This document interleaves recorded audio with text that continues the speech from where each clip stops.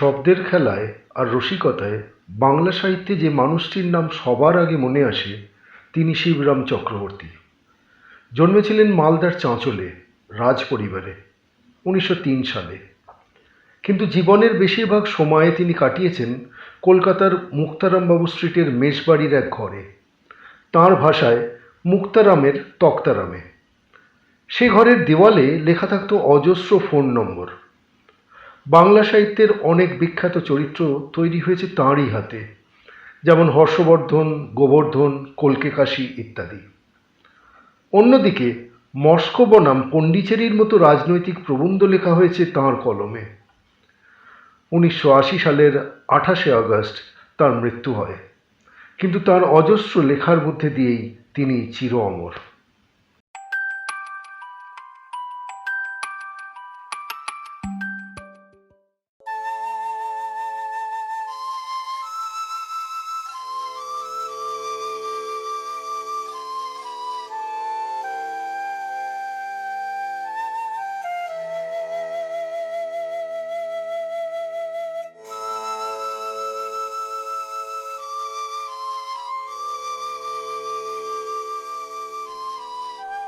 আমি আত্মহত্যা করার পর দিন কতক তাই নিয়ে খুব জোর হইচই হয়েছিল।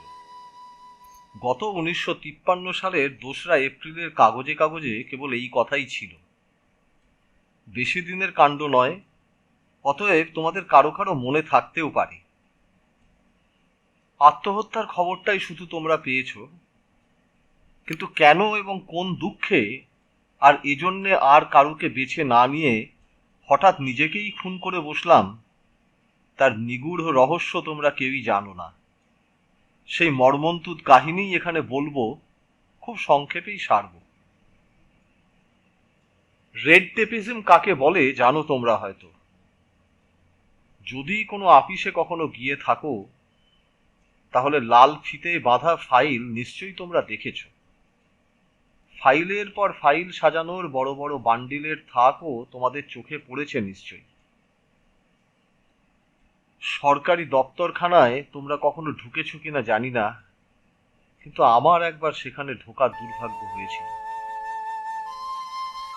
আর তখন ওই রকম লাল ফিতের ফাইলের স্তূপাকার আর বান্ডিলের আন্ডিল দেখেই হঠাৎ কেমন আমার মাথা বিগড়ে গেল, আর আমি ওই মারাত্মক কাণ্ড করে বসলাম। লাল ফিতার একটা নিজস্ব ধর্ম আছে। পৃথিবীতে যত ইজম আবিষ্কার হয়েছে, বুদ্ধিজম থেকে শুরু করে রিউম্যাটিজম পর্যন্ত, রেড টেপিজম তাদের কারোর থেকেই কম যায় না। আমার মতে লাল ফিতার ধর্মই সবচেয়ে বেশি পরাক্রান্ত, কেননা পরকে আক্রমণ করতে আর করে কাবু করতে জুড়ি আর নেই। এখন আসল ঘটনায় আসা যাক। টিপু সুলতানি হন বা তার বাবা হায়দার আলী হন, অবশ্যই আজকের কথা নয়, কোম্পানির আমলের কাহিনী। যাই হোক, ওদের একজন ওয়ারেন হেস্টিংসের বেজায় বিরক্তির কারণ হয়ে পড়েন। হেস্টিংস সাহেব সেই বিরক্তি দমন করতে না পেরে হায়দার আলীকেই দমন করবেন এই স্থির করলেন। স্থির করেই তিনি কর্নেল কুটকে সসৈন্যে পাঠিয়ে দিলেন হায়দারের উদ্দেশ্যে। সেই সময় অর্থাৎ 1777 খ্রিস্টাব্দের 1 এপ্রিল নাগাদ বিক্রমপুরের বলরাম পাঠকের সঙ্গে হেস্টিংসের সরকারের এই চুক্তি হয় যে উক্ত পাঠক উক্ত কর্নেল কুটকে তার গোড়াপল্টনের রসদ বাবদ 1000 খাসি অথবা পাঁঠা সরবরাহ করবেন। এই হলো গোড়ার ইতিহাস অথবা আদিম কাণ্ড। এত আগে শুরু করবার কারণ এই যে এর সঙ্গে আমার অন্তিম কাণ্ড ওতপ্রোতভাবে জড়িত। ক্রমশই সেই রহস্য উদ্ঘাটিত হবে। এখন বলরাম পাঠক প্রাণান্ত পরিশ্রমে 1000 খাসি এবং পাঁঠা দিক বিদিক থেকে সংগ্রহ করে কলকাতার কেল্লা দরজা পর্যন্ত যখন তাড়িয়ে এনেছেন, তখন শুনতে পেলেন কর্নেল কুট পাঁঠাদের জন্য প্রতীক্ষা মাত্র না করে সসৈন্যে মহীশূরের দিকে সটকে পড়েছেন কখন। বলরাম ভাবিত হয়ে পড়লেন, কি করবেন? সরকারি চুক্তি তো অবহেলার বস্তু নয়। পাঠার জোগাড়ে টাকা জোগাতে হয়েছে, কম টাকা না। আর অতগুলো পাঠা কিংবা খাসি হোক, একা কিংবা সপরিবারে খেয়ে খতম করা বলরামের এক পুরুষের কম্য নয়। অনেক ভেবেচিন্তে বলরাম স্থির করলেন পাঠাদের সমভিব্যাহারে তিনিও কূটের অনুসরণ করবেন এবং কোথাও না কোথাও তাকে পাকড়াতে পারবেন, তাহলেই তার চুক্তি বজায় রাখা যাবে। অতএব যেমন এসেছিলেন তেমনি তিনি চললেন পাঁঠা তাড়িয়ে কূটের পেছন পেছন ধাওয়া করে মহীশূরের দিকে। কটকে উপনীত হয়ে শুনলেন কূট আরো দক্ষিণে বহরমপুরের দিকে পাড়ি মেরেছেন। তখন তিনিও পাঠাদের সঙ্গে নিয়ে বহরমপুরের উদ্দেশ্যে ধাবিত হলেন, কিন্তু সেখানেও পৌঁছলেন দেরি করে। দিন কয়েক আগে কূট চলে গেছেন হায়দ্রাবাদের অভিমুখে। অদ্ভুত এই কূটনীতি! কূটের চালচলনে বলরাম তো নাজেহাল হয়ে পড়লেনই, পাঠারাও হিমশিম খেয়ে গেল। তারপর আর কি? হায়দ্রাবাদ থেকে এলোর, এলোর থেকে মছলিপত্তনম, সেখান থেকে কোদ্দাপা। হাঁটতে হাঁটতে পাঠাদেরই 4 পায়ে খিল ধরে গেল, বলরামের তো মোটে 2 পা। এই রকমে তিনি কর্নেলের পশ্চাৎধাপন করে চললেন, কিন্তু গোদা পা নিয়ে কোদ্দাপা পার হয়েও কর্নেলের পাত্তা তিনি পেলেন না। পল্টনের নাগাল পাওয়া তাঁর আর হলো না। তিনি তো হয়রান হয়ে হাঁপিয়ে উঠলেনই, পাঁঠারাও ব্যতিব্যস্ত হয়ে পড়ল। 72 দিন এইভাবে দারুণ দৌড়দৌড়ির পর মহীশূরের প্রায় সীমান্তে এসে অবশেষে যখন তিনি কর্নেল কূটের কাছাকাছি, অর্থাৎ তার ফৌজের ছাউনি 4-5 মাইলের মধ্যে পৌঁছেছেন, তখন এক বর্গীর দল এসে তার দলে হানা দিল। আক্রান্ত হয়ে তার দলবল এমন চ্যাঁ ভ্যাঁ শুরু করল, সে আর কহতব্য নয়।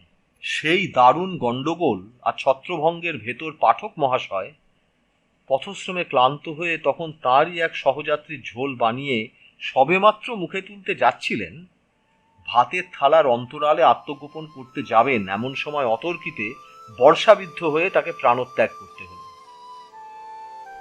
বর্গীরা পাঁঠাদের নিয়ে পিট্টান দিল। সেই পলায়নের মুখে কয়েকটা পাঁঠা অথবা খাসি পথ ভুলেই হোক বা বর্গীদের সঙ্গ না পছন্দ করেই হোক, সংখ্যায় অবশ্যই তারা মুষ্টিমেয়, কর্নেল কূটের ছাউনির মধ্যে গিয়ে পড়ে এবং ধৃত হয়। বলা বাহুল্য, কর্নেল সাহেব সসৈন্যে তাদের উদরসাৎ করতে দ্বিধা করেননি, সুতরাং রসদ রূপে তাদের সদ্ব্যবহার হয়েছিল বলতে হবে। এই রূপে বীর বলরাম পাঠক মারা গিয়েও পাঁঠাদের সাহায্যে কোনো প্রকারে আংশিকভাবে নিজের চুক্তি বজায় রেখেছিলেন। পাঠক মহাশয় মহীশূর মহাপ্রস্থানের প্রাক্কালেই সরকারি চুক্তিপত্রটি তার ছেলে বাবুরামকে উইল করে দিয়ে যান।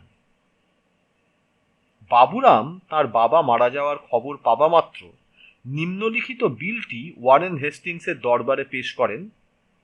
করবার পর তিনিও খতম হন। বিলটি এইরূপ: মহামান্য কোম্পানি সরকার বরাবর এসু, বিক্রমপুরের বাবু বলরাম পাঠক সম্প্রতি বিগত উক্ত মহাশয়ের প্রাপ্য সম্পর্কে হিসাব মান্যবর কর্নেল কূট সাহেবের ফৌজের রসদের জন্য 1000 পাঁঠা কিংবা খাসি প্রত্যেকটির 5 টাকা হিসেবে 5000 টাকা, মহীশূর পর্যন্ত তাহাদের যাতায়াত এবং খোরপোশের খরচা বাবদ 16,000 টাকা, একুনে মোট 21,000 টাকা। বাবুরাম তো মরলেন, কিন্তু মরবার আগে তার ভাগ্নে ত্রিবিক্রম মহাপাত্রকে ডেকে তার ওপর ভার দিয়ে গেলেন বিলের টাকাটা আদায় করার। ত্রিবিক্রম উপযুক্ত পাত্র, আদায়ের জন্য তিনি প্রাণপণ চেষ্টা করেছিলেন, কিন্তু বিক্রমের সূত্রপাতের আগেই তাকে দেহ রক্ষা করতে হয়। তার থেকে দিগম্বর তরফদারের হাতে এলো ওই বিল, কিন্তু তিনিও বেশি দিন টিকলেন না। তস্য ভ্রাতা সুদর্শন তরফদার ওই উত্তরাধিকার সূত্রটি লাভ করলেন। কিছুদূর ওই সূত্র টেনেও ছিলেন তিনি, এমনকি খাজাঞ্চিখানায় 7ম সেরেস্তাদার পর্যন্ত তিনি পৌঁছেছিলেন। কিন্তু নিয়তির নিষ্ঠুর পরিহাসে কালের কঠোর হস্ত এমন আদর্শ অধ্যবসায়ের মাঝখানে অকস্মাৎ পূর্ণচ্ছেদ টেনে দিল। সুদর্শন তার এক আত্মীয়ের হাতে এই বিল সমর্পণ করে যান। সে বেচারা তার ঠেলায় মাত্র 5 সপ্তাহ পৃথিবীতে টিকতে পারল। তবে এই অল্প সময়ের ভেতরেই সে রেকর্ড রেখে গেছে।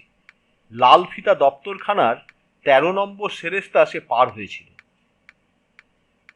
তার উইলে এই বিল সে নিজের মামা আনন্দময় চৌধুরীকে উৎসর্গ করে যায়। আনন্দময়ের পক্ষে এই আনন্দের ধাক্কা সামলানো সহজ হয়নি। তারপর খুব অল্প দিনই তিনি এই ধরাধামে ছিলেন। অন্তিম নিঃশ্বাসের আগে তার বিদায় বাক্য হচ্ছে এই, তোমরা আমার জন্য কেঁদো না, বড় আনন্দেই আমি যেতে পারছি। মৃত্যু, হ্যাঁ মৃত্যুই আমার পক্ষে এখন একমাত্র কাম্য। তিনি তো মরে বাঁচলেন, কিন্তু মেরে গেলেন আরো অনেককে। তারপর 7 জনের দখলে এই বিল আসে, কিন্তু তাদের কেউই এখন ইহলোকে নেই। অবশেষে এই বস্তু এলো আমার হাতে, আমার এক মামার হাত হয়ে। আমার দূর সম্পর্কের খুড়তুতো মামা গুরুদাস গাঙ্গুলি হঠাৎ এলাহাবাদ থেকে আমাকে তার পাঠালেন। কোনোদিনই যে আমাদের মধ্যে প্রাণের টান ছিল এমন কথা বলা যায় না, বরং বলতে গেলে বলতে হয় বরাবরই তিনি আমার প্রতি অহেতুক বিরাগ পোষণ করতেন। কখনো তিনি সইতে পারতেন না আমাকে, চিরকাল এইটাই দেখেছি। কাজেই টেলিগ্রাম পেয়ে অবাক হয়ে ছুটলাম, গিয়ে দেখলাম তিনি মৃত্যুশয্যায়। কিন্তু অবাক হওয়ার তখনও বুঝি কিছুটা বাকি ছিল। তিনি তো সর্বান্তকরণে আমাকে মার্জনা করলেনই, এমনকি তার প্রিয় পাত্রদের আর নিজের প্রিয় পুত্রদের বঞ্চিত করেই এই মূল্যবান সম্পত্তি অশ্রুপূর্ণ নেত্রে আমার হাতে সঁপে দিয়ে গেলেন। আমার কবলে আসা পর্যন্ত এর ইতিহাস হচ্ছে এই। মামাতো ভাইদের ডবল শোকাতুর করে 21,000 টাকার এই বিল নিয়ে আমি লাফাতে লাফাতে কলকাতা ফিরলাম। ফিরেই উঠে পড়ে লেগে গেলাম টাকা উদ্ধারের চেষ্টায়। 1 টাকা নয়, 21,000। ইয়া আল্লাহ! প্রথমেই গিয়ে লেজিসলেটিভ কাউন্সিলের প্রেসিডেন্টের সঙ্গে দেখা করলাম। কার্ড পাঠাতেই কিছু পরে বেয়ারা আমাকে তার খাস কামরায় নিয়ে গেল। আমাকে দেখবা মাত্র তিনি প্রশ্ন করলেন, হ্যাঁ কি দরকার আছে আমার কাছে? আমার সময় খুব কম, ভারী ব্যস্ত আমি, তা কি করতে পারি তোমার জন্য বলো দেখি। সবিনয়ে বললাম, হ্যাঁ আগে হুজুর, 1777 খ্রিস্টাব্দের 1 এপ্রিল তারিখে বা ওই রকম সময়ে বিক্রমপুর জেলার বাবু বলরাম পাঠক কর্নেল কুট সাহেবের সঙ্গে মোট 1000 পাঁঠা কিংবা খাসি সরবরাহের জন্য চুক্তিবদ্ধ হন। এই পর্যন্ত শোনা মাত্র তিনি আমাকে বিদায় নিতে বাধ্য করলেন। এর বেশি কিছুতেই তাকে শোনানো গেল না। আমাকে থামিয়ে দিয়ে তিনি তার টেবিলের কাগজপত্রে এমন গভীরভাবে মন দিলেন যে স্পষ্ট বোঝা গেল বলরাম আমার বা পাঁঠার কারো ব্যাপারেই তার কিছুমাত্র সহানুভূতি নেই। পরের দিন আমি কৃষিমন্ত্রীর সঙ্গে মুলাকাত করলাম। কি চাই দেখেই আমাকে প্রশ্ন হলো তাঁর। আজ্ঞে মহাশয়, 1777 খ্রিস্টাব্দের 1 এপ্রিল নাগাদ বিক্রমপুর জেলার বাবু বলরাম, তিনি আমাকে বাধা দিলেন। আমার মন্ত্রিত্ব মাত্র 3 বছরের, 3 শতাব্দীর তো নয়। আপনি ভুল জায়গায় এসেছেন। তবে 300 বছরের প্রাচীন লোক আর কে আছে এখন? কার কাছে যাব আমি? ওয়ারেন হেস্টিংসও তো এখন বেঁচে নেই। তবে তাহলে আমি মনে মনে ভাবি কি করব। নমস্কার করে সেখান থেকে সরে পড়লাম। পরের দিন ভয়ানক ভেবেচিন্তে ভাইস চ্যান্সেলরের কাছে গিয়ে হাজির হলাম। তিনি মন দিয়ে আনুপূর্বিক শুনলেন, একটু চিন্তাও করলেন মনে হলো। শেষে বললেন, চতুষ্পদ পাঁঠা তো, তার সঙ্গে বিশ্ববিদ্যালয়ের কি সম্পর্ক? তারা তো আমাদের ছাত্র না, ও ব্যাপারে আমরা কি করতে পারি বলো? অগত্যা সেখান থেকেও চলে আসতে হলো। কন্ট্রাক্ট নিয়ে কর্পোরেশন চলে, এই রকম একটা কথা কানে এসেছিল। সেইখানেই হয়তো এই বিলের ব্যবস্থা না হোক একটা সুরাহার হদিশ মিলতে পারে। এই রকম ভেবে মেয়রের সঙ্গে দেখা করলাম তার পরদিন। হ্যাঁ মহাশয়, 1777 খ্রিস্টাব্দের 1 এপ্রিল বা ওর কিছু আগে বা পরে বিক্রমপুর জেলার নিবাসী সম্প্রতি বিগত শ্রীযুক্ত বাবু বলরাম পাঠকের সঙ্গে কর্নেল কুট সাহেবের এক চুক্তি হয় যে এই পর্যন্ত কোনো রকমে এগুতে পেরেছি। মেয়র মহাশয় আমাকে থামিয়ে দিলেন। কর্নেল কুটের সঙ্গে কর্পোরেশনের কি, ওসব ব্যাপার এখানে নয়। তাছাড়া কোনো রাজনৈতিক কূটনীতির মধ্যে আমরা নেই। সবাই একই কথা বলে, এখানে নয়, ওখানে নয়, সেখানে নয়। তবে কোনখানে? চুক্তি হয়েছিল এ তো আলবাত। সে চুক্তি পাঁঠাদের তরফ থেকে যদ্দূর সম্ভব বজায় রাখা হয়েছে। এখন টাকা দেবার বেলায় এইভাবে দায় এড়ানোর অপচেষ্টা আমার আদপেই ভালো লাগে না। এ যেন আমার 21,000-এর দাবি না মিটিয়ে টাকাটা মেরে দেওয়ার মতলব, আমাকেই দাবিয়ে মারার ফিকির। পরদিন জেনারেল পোস্ট অফিসের দরজায় গিয়ে হাজির হলাম। পোস্টমাস্টার জেনারেল তখন বেরিয়ে যাচ্ছিলেন। তার মোটরের সম্মুখে গিয়ে ধর্ণা দিয়ে পড়লাম, কি চাও বাবু, চাকরি? গাড়ির জানলা দিয়ে তিনি মুখ বাড়ালেন। দুঃখের বিষয়, এখন কিছুই খালি নেই। আগে না, চাকরি নয়। ভরসা পেয়ে তখন তিনি আরও একটু মুখ বাড়ান, তবে কি চাই? আগে 1777 সালের 1 এপ্রিল তারিখে। 1777 সাল? ঈষৎ যেন ভ্রু কুঞ্চিত হলো ওর। সে তো এখানে নয়, ডেড লেটার আপিসে, সেখানে গিয়ে খোঁজ করো গিয়ে। সঙ্গে সঙ্গে তার মোটর দিল ছেড়ে। এরপর আমি মরিয়া হয়ে উঠলাম। যেমন করে পারি এই বিলের কিনারা করবই, এই আমার দৃঢ় প্রতিজ্ঞা হলো। যদি প্রাণ যায় সেই দুশ্চেষ্টায় সেও শিকার। হয় বিলের সাধন, নয় শরীর পাতন। বিল নিয়ে আমি দিকবিদিকে হানা দিতে লাগলাম। একে ওকে তাকে ধরপাকড় শুরু করে দিলাম। তারপর কোথায় না গেলাম। ক্যাম্বেল হাসপাতাল, government art school, dead letter office, commercial museum, medical college, imperial library, textile department, text book committee, Palta water works, কত আর নাম করব। আলিপুর আবহাওয়াখানা থেকে আরম্ভ করে এসপ্ল্যানেডের ট্রাম ডিপোর অফিস ধরে বেলগেছের ভেটারিনারি কলেজ পর্যন্ত কোনখানে না ঢু মারলাম। এক কথায়, এক জেলখানা ছাড়া কোথাও যেতে আর বাকি রাখলাম না। ক্রমশ আমার বিলের ব্যাপার কলকাতার কারু আর অবেদিত রইল না। টাকাটা কেউ দেবে কি না, কে দেবে এবং কেনই বা দেবে, আর যদি সে না দেয় তাহলেই বা কি হবে, এই নিয়ে সবাই মাথা ঘামাতে লাগলো। খবরের কাগজে কাগজেও হইচই পড়ে গেল দারুণ।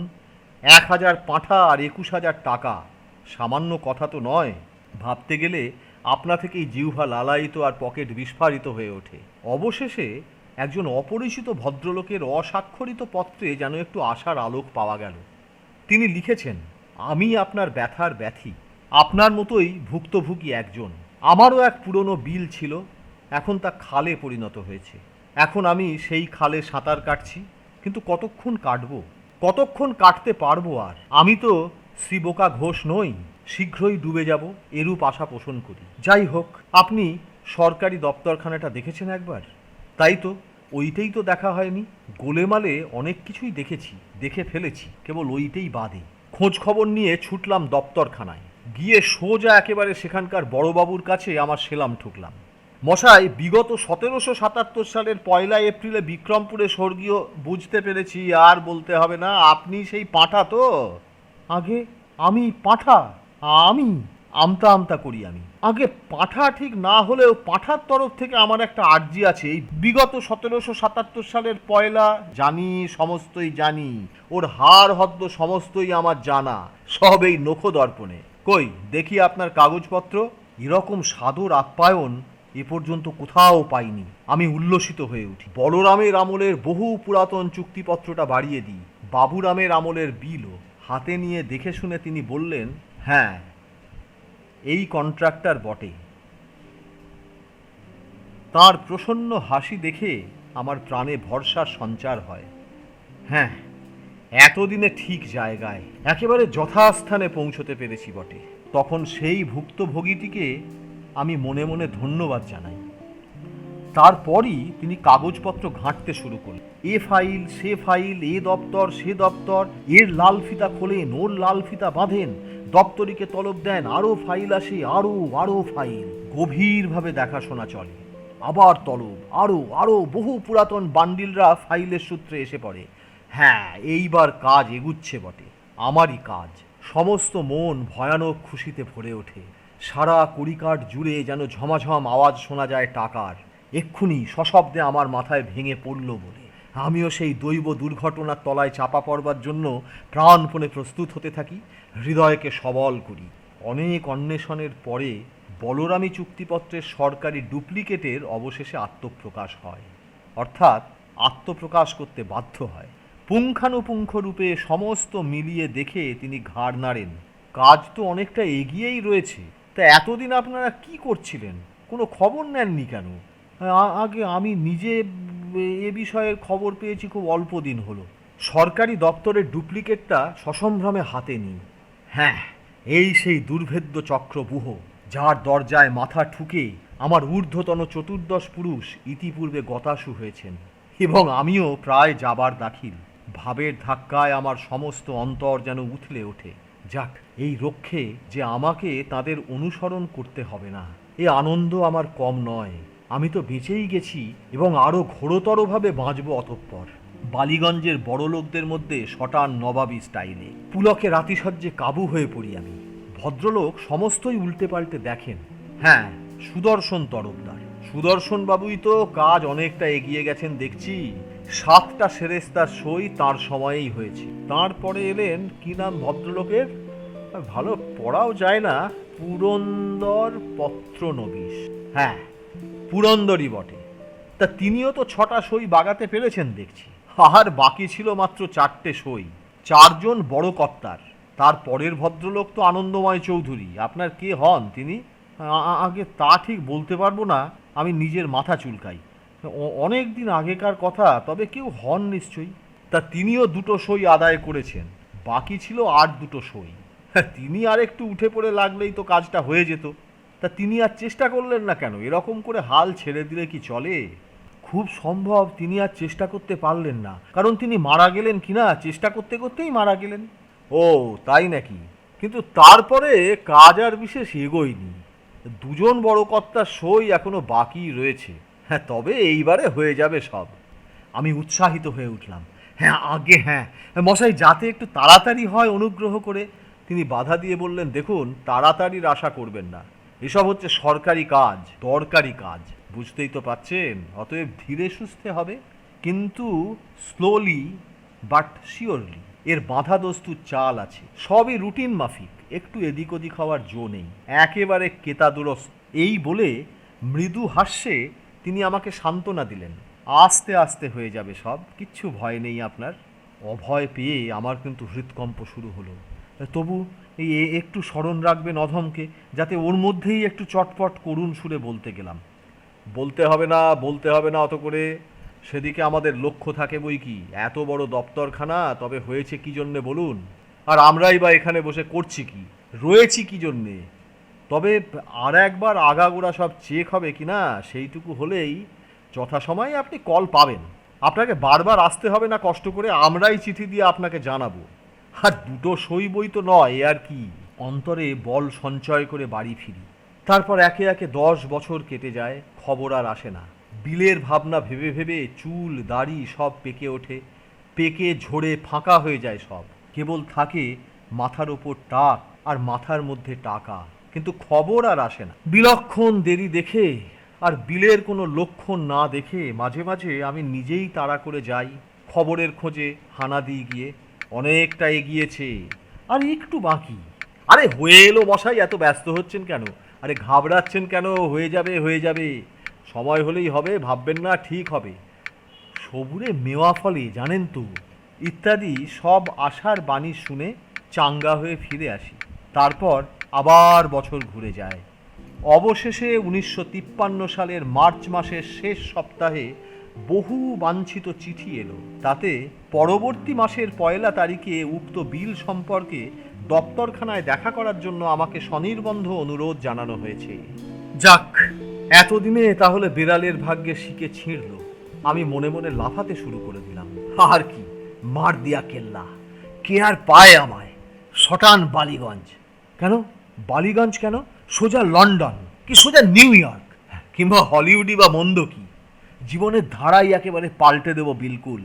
বিলের যখন কুল পেয়েছি, আধ ঘন্টা পরে পা মোচকে বসে পড়ার পর খেয়াল হলো, ও হরি, কেবল মনেই নয়, বাইরেও লাফাতে শুরু করেছিলাম কখন। 1 এপ্রিল তারিখে দুরু দুরু বক্ষে দপ্তরখানার দিকে এগুলাম। 1777 সালের 1 এপ্রিল যে নাটক শুরু হয়েছিল, আজ 1953 সালের আর এক 1 এপ্রিলে সেই বিরাট ঐতিহাসিক পরিহাসের জবনিকা পড়ে কিনা কে জানে। দপ্তরখানার সেই বাবুটি সহাস্য মুখে এগিয়ে আসেন। ভাগ্যবান পুরুষ মশাই, আপনি কাজটা উদ্ধার করেছেন বটে, বলে সজোরে আমার পিঠ চাপড়ে দেন একবার। 21,000 পাবো তো মশাই? ভয়ে ভয়ে জিজ্ঞেস করি আমি। 21,000 কি মশাই? এই 150 বছরের সুদে আসলে 2.5 লাখের ওপর দাঁড়িয়েছে যে। বলছি না আপনি লাকি, তিনি বলেন। 2.5 লাখ! আমার মাথা ঝিমঝিম করে। তা চেকটা আজই পাচ্ছি তাহলে? চেক এখনই? তবে হ্যাঁ, আর বেশি দেরি নেই। বেশ, আমি অপেক্ষা করছি 5:30 পর্যন্ত। না না, আজ হওয়ার আশা কম। আপনি শুধু সই করে যান এখানে, পরে আমরা খবর দেব আপনাকে। হ্যাঁ, এখনো পরে? পরে খবরের ধাক্কায় তো 10 বছর কাটলো, আবার পরে খবর? সসংকোচে বলি, আগে আজ আপনাদের অসুবিধেটা কি হচ্ছে জানতে পারি কি? এখনো একটা সই বাকি আছে কিনা? অবশেষে গূঢ় রহস্যটা অগত্যা তিনি ব্যক্ত করেন। এখনো একটা সই বাকি শুনে আমার মাথা ঘুরে যায়। এখনো আরো একটা, তবেই হয়েছে। ও 2.5 লাখ আমার কাছে তাহলে 2.5 পয়সার সামিল। ক্যালেন্ডারে আজকের তারিখের দিকে তার দৃষ্টি আকর্ষণ করে একটু হাসবার ভান করি। 1 এপ্রিল বলে পরিহাস করছেন না তো মশাই? না না, পরিহাস কিসের, তিনি গম্ভীরভাবেই বলেন। শুধু সেই ফাইনাল সইটা হলেই হয়ে যায়। ততক্ষণে আমার মাথায় খুন চেপে গেছে। আমি বলতে শুরু করেছি, তবে দিন মশাই, দিন আমাকে কাগজ কলম। আমার এই বহুমূল্য সম্পত্তি আমি এই দণ্ডে আপনাকে ও ভগবানকে সাক্ষী রেখে উইল করে দিয়ে যাচ্ছি আমার জাতিকে, মানে আমার দেশবাসীকে, অনাগতকালের সমস্ত ভারতীয়দের।